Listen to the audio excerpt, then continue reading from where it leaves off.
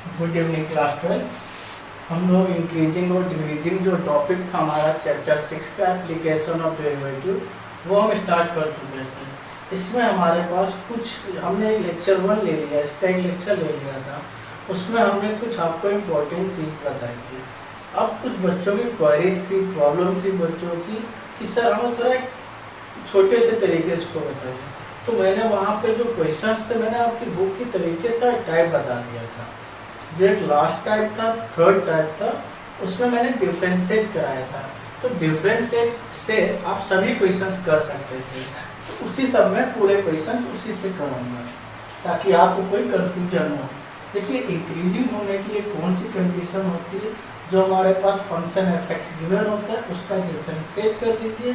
अगर वो 0 से ज़्यादा होता है, कब, जो x है गिवन इंटरवल उसके बीच कोई भी वैल्यू लीजिए, उस वैल्यू एफ डैश एक्स पे पुट कर दो तो वहाँ पे 0 से ज़्यादा मिल जाएगा तो इंक्रीज, 0 से कम मिलेगा डिक्रीज। ये जो x है इसका रूल्स होता है, यानी कोई फंक्शन है उससे निकालेंगे गिवन इंटरवल, ये इंटरवल हमें गिवन होता है, उसके बीच कोई भी वैल्यू लाई करके लेते हैं और जो इससे बाहर या होती है उसको लीव कर देते हैं, वैल्यूज नहीं लेते हैं। तो गिवन इंटरवल के अंदर की वैल्यूज लेंगे, वो वैल्यूज यहाँ पे पुट करेंगे, ये कंडीशन फॉलो करेंगे तो इंक्रीजिंग डिक्रीजिंग हो जाएगा। इसी तरीके से पूरा इंक्रीजिंग डिक्रीजिंग करिएगा, कोई डाउट नहीं होगा। वो मैंने आपको इसलिए समझाया था ताकि आप लोगों को हर तरीके से आपकी जो बुक में वो भी आपको समझ आए। बाकी मैंने आपको जो थर्ड टाइप कराया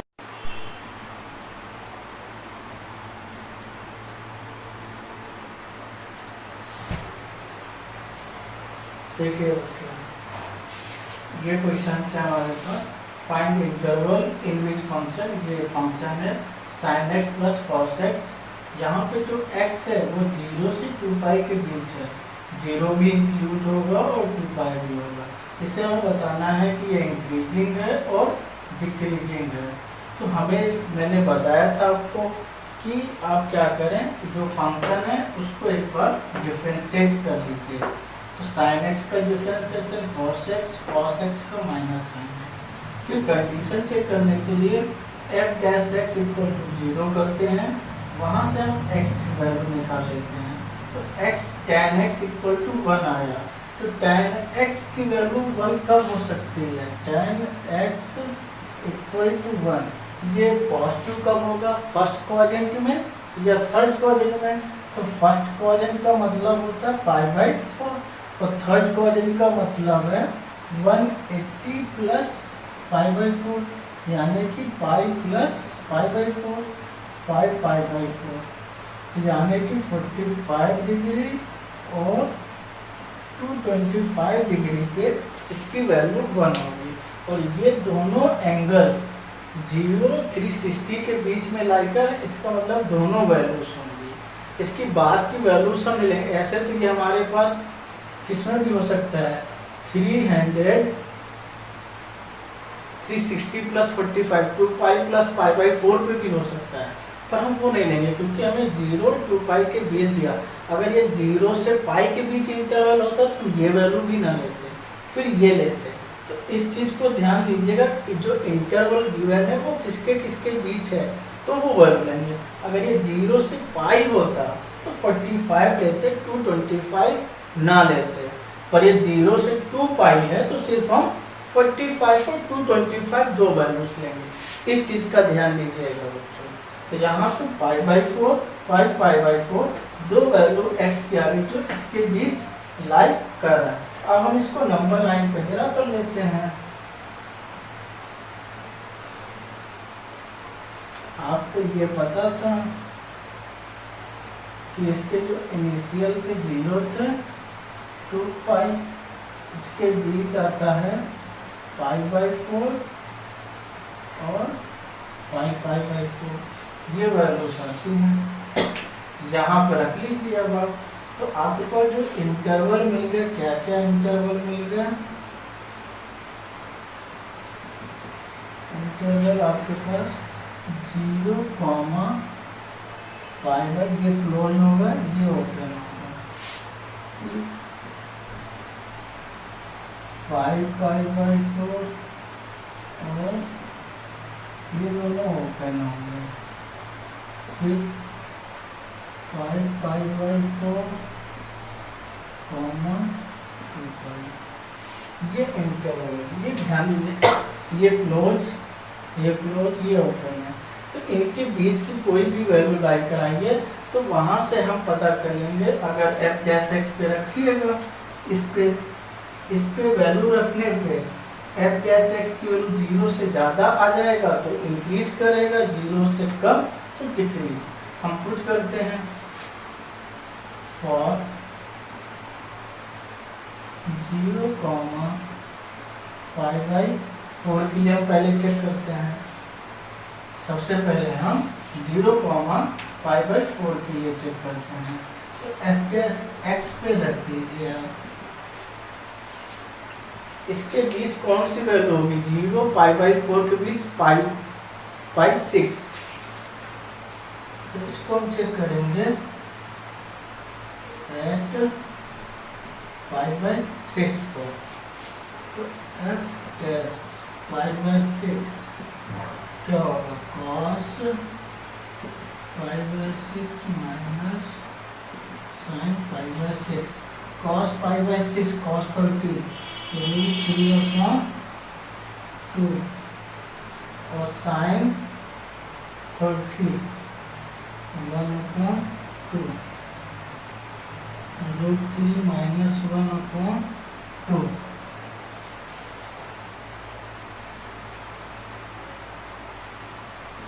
f डैश π/6 ये आपको मिला। देखिए √3 की वैल्यू तो 1 से ज्यादा होगी, 1.7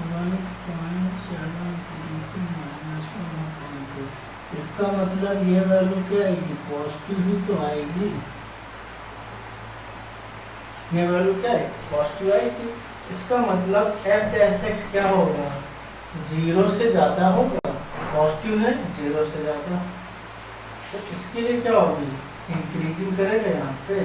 तो ये चीज़ ध्यान दीजिए, इसको मैं रख कर रहा हूँ, नोट करिए इसको।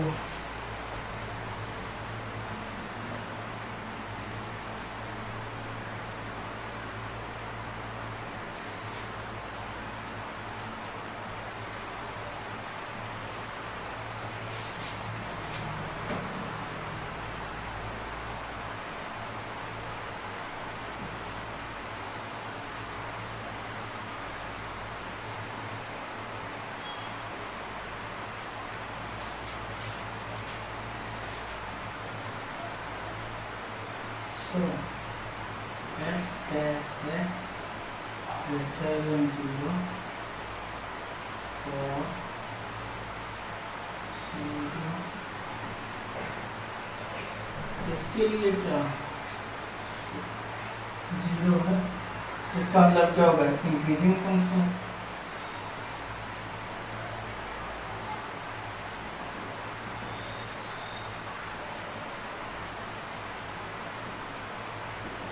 एफ एक्स आपको क्या होगा, इंक्रीजिंग फंक्शन हो जाएगा। ये बात है फॉर 5/4 5 π/4 के लिए चेक कर लीजिएगा। इसके बीच कोई सा भी एंगल ले लीजिए, 45 और 225 के बीच हम ले लेते हैं 90 डिग्री ले लेते हैं एट π/2 पे। तो f डैश x पे पुट कर दीजिए, f डैश x क्या होगा, cos x minus sin x, तो f dash π/2 cos π/2 minus sin π/2।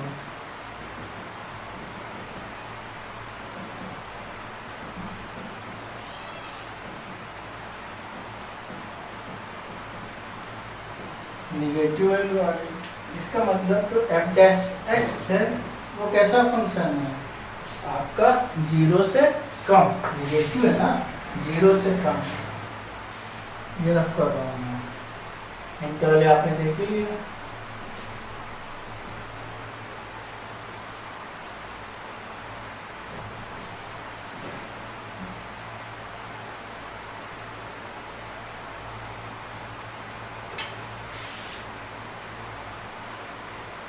substitution. So f dash x less than 0 for 5/4 comma 5/4 के लिए. So fx is decreasing. fx यहाँ पे क्या करेगा, डिक्रीजिंग फंक्शन होगा. अब फॉर 5/4 कॉमा 2 के लिए हम कर लेते हैं 225 और 360.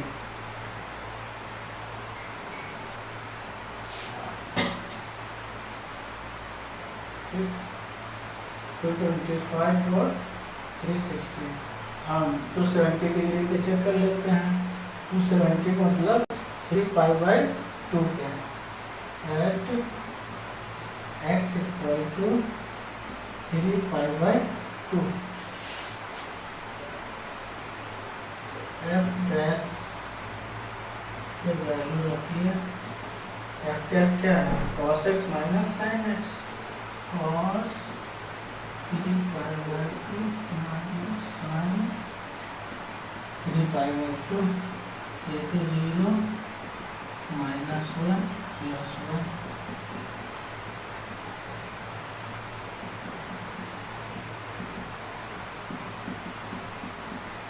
पॉजिटिव आ गया.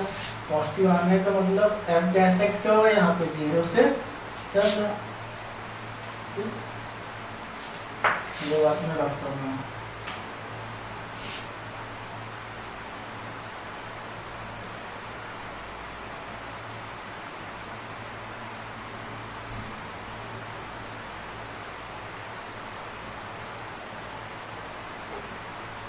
So f dash x greater than 0 for 5π/4 comma 2π.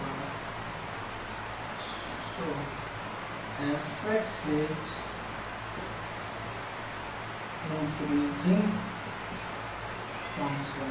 तो आपने देखा ये कहाँ पे आया था इंक्रीजिंग. ये था आपके नंबर लाइन, ये 0 था, 5π/4 था, 5π/4 था, 2π था. इसके लिए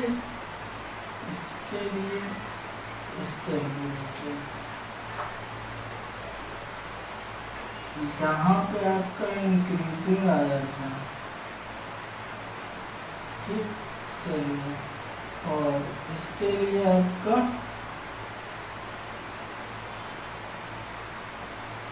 डिक्रीजिंग आया था. और इसके लिए फिर आपका इंक्रीजिंग आया था. तो ये था, इस तरीके से कर लिया आपने. अब लिख लीजिए आप कि fx is strictly increasing function for 0, 5/4 and 5π/4, 2π के लिए क्या होगा, fx आपका इंक्रीजिंग फंक्शन होगा. और डिक्रीजिंग का होगा 5/4 से 5π/4 के लिए.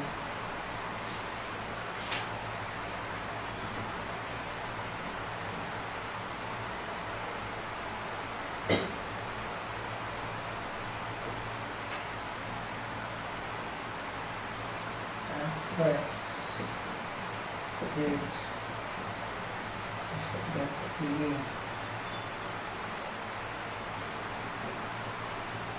decreasing function for 5π/4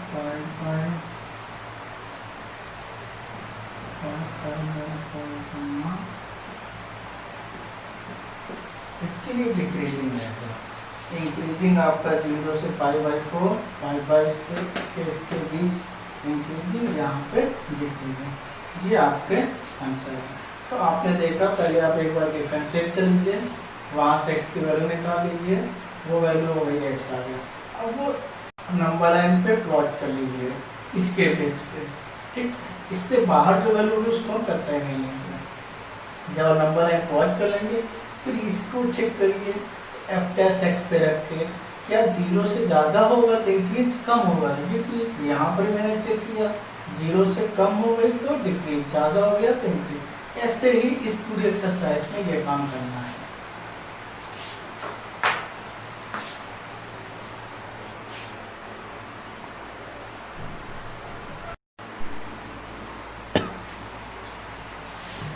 देखिए 6.2 का क्वेश्चन नंबर 7 है, ये बच्चों ने पूछा था सर 7 क्वेश्चन बताएंगे, तो मैं उसको लेकर आ गया हूँ। आपका y इक्वल आपकी बुक का 7 देख लीजिए, exercise 6.2, y equal to log 1 plus x minus 2x upon 2 plus x, ये है। और डोमेन क्या दे रहा है कि x की वैल्यू -1 से ज़्यादा होनी चाहिए, मतलब जो हम यहाँ पे x लेंगे -1 से ज़्यादा होगा, -1 से कम होगा तो उसको हम हटा देंगे। Is an increasing function of x through out इस डोमेन, मतलब जो x की वैल्यू -1 से ज़्यादा होगी उसी के लिए ये फंक्शन इंक्रीज होना चाहिए, ये हमें शो करना है। तो हमने आपको बताया जो फंक्शन होता है उसको एक बार डिफ्रेंशिएट कर लेते हैं। डिफ्रेंशिएट करने से हमारे पास ये वैल्यू आएगी, ठीक। जब डिफ्रेंशिएट कर लिए ये वैल्यू आए, इसको हम 0 के इक्वल करते हैं। पहले 0 के इक्वल करने से यहाँ से एक डोमेन मिलेगा इस फंक्शन के, यानी कि x मिलेगा। x की वैल्यू 0 है, जो कि इस इंटरवल, इस कंडीशन को फॉलो करता है, तो बात हमारी क्लियर हो जा रही है। ना करता तो फिर हम यहीं से छोड़ देते, तो ये ना ही इंक्रीजिंग होता ना ही डिक्रीजिंग होता। या यहाँ पे दो, एक वैल्यू -2 हो जाती है, एक 0, तो -2 हटा देते, 0 के लिए सिर्फ चेक करते, -2 के लिए ना ही इंक्रीज बता सकते तो ना ही डिक्रीज। तो ये कंडीशन होती है, इसको चेक करके यहाँ पे रखिएगा। वैल्यू 0 मिल गया। अब इस 0 को इस dy/dx पे पुट करिए। अगर आपको 0 से ज़्यादा मिल जाती है तो आप बोलेंगे इंक्रीज, 0 से कम तो आप बोलेंगे डिक्रीज। इतना काम करना, यहाँ हम चेक कर लेते हैं, रखते हैं। ये बात क्लियर हुई सभी को? कुछ मैंने किया ही नहीं, जो मैंने बताया वैसे करता गया। डिफरेंशिएट किया, 0 किया, वहाँ से निकाल लिया x को और पुट करेंगे dy/dx को। तो ये मैं रफ कर रहा हूँ, ये रफ कर दे रहा हूँ, इसको रफ कर दे रहा हूँ।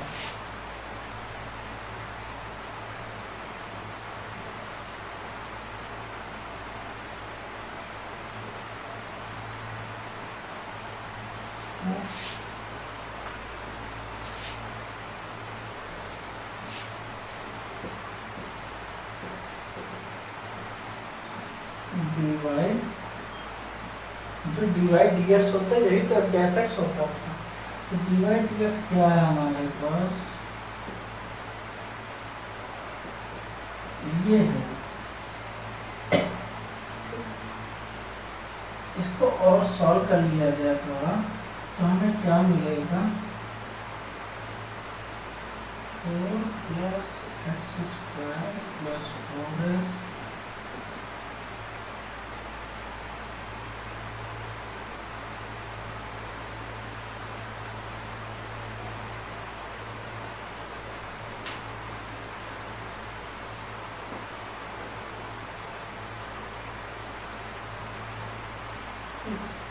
मत करो ऐसे। अब देखिए यहाँ पे हम वैल्यू रख लेते हैं, 0 के लिए रखिए, 0 चेक करोगे तो क्या आएगा, 1 - 4/4, ये तो 0 आ जाएगा। तो 0 से ज़्यादा के लिए 0 के लिए क्या आ रहा है, इसका मतलब आ रहा है ये 0।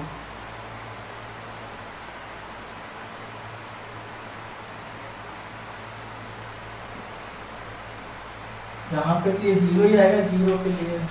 इसका मतलब क्या होगा, ये पॉजिटिव,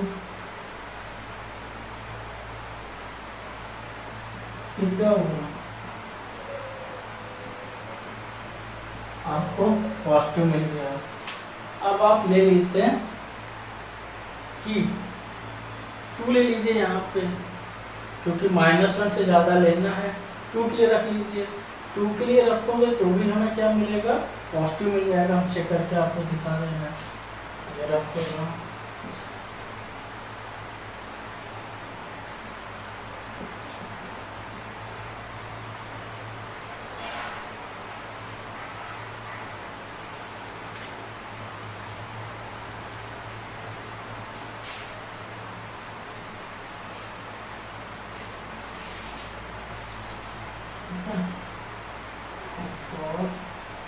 x इक्वल 2 के लिए dx पे रख दीजिए 1/1 + 2 -4/2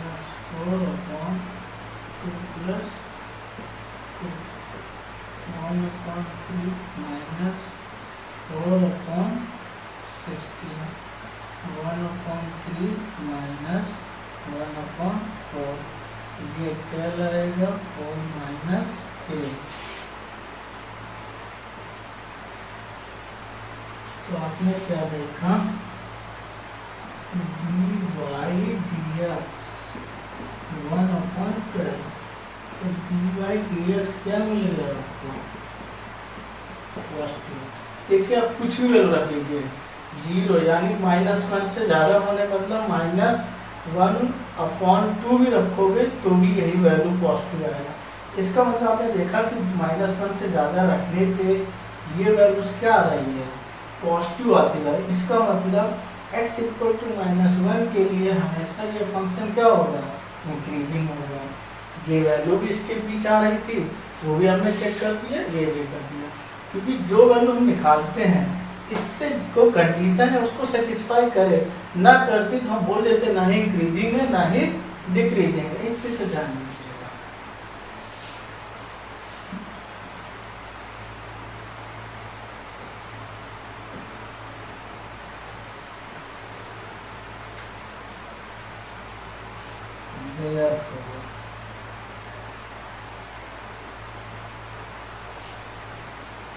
f dash x greater than 0 for all x greater than -1. So this function is increasing function throughout its domain, throughout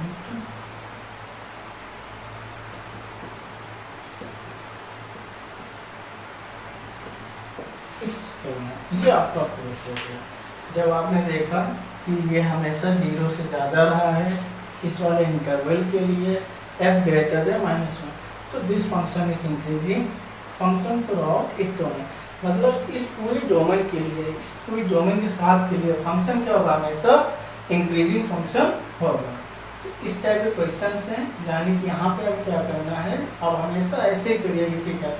जो बाकी टाइप मैंने आपको बताया था फर्स्ट लेक्चर में, तो वो मैंने ये बताया था आपको कि आप ये काम करिएगा कि जो आपके बुक में है हर तरीका में बताया था। फिर मैंने देखिए अल्टरनेट मैथड भी बताया था आपको, जब एक क्वेश्चन करा रहा था उसमें मैंने ब्रैकेट में उसमें मैंने कहा था आप इसको डिफ्रेंशिएट करके भी कर सकते हैं। जब मैंने थर्ड टाइप बताया तो थर्ड टाइप क्या था, डिफ्रेंशिएट करिए, वहाँ से 0 इक्वल करिए, x की वैल्यू निकाल लीजिए, फिर f डैश x में पुट करिए उसकी इंटरवल को। अगर वो पॉजिटिव आता है तो इंक्रीजिंग, निगेटिव आता है डिक्रीजिंग। कुछ भी नहीं मिलेगा तो आप समझ जाइए ना ही इंक्रीजिंग है ना ही डिक्रीजिंग है। ये आपके क्वेश्चन हो गए।